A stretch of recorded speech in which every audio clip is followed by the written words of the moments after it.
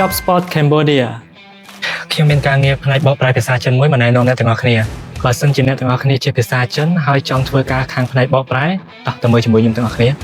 គេត្រូវការអ្នកបកប្រែភាសាចិនម្នាក់ដែលស្ទាត់ជំនាញហើយមានបទពិសោធន៍នៅក្នុងការបកប្រែភាសាចិនយ៉ាងហោចណាស់1ឆ្នាំទៅ3ឆ្នាំ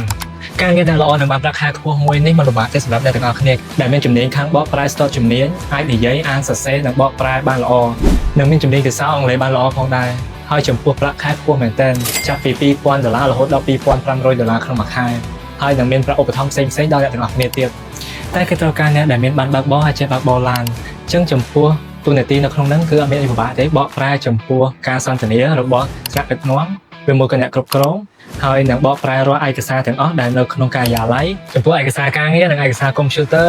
ហើយនឹងមើលការខុសត្រូវរឿងភាសាផ្សេងៗដែលនៅក្នុង Office ផងដែរ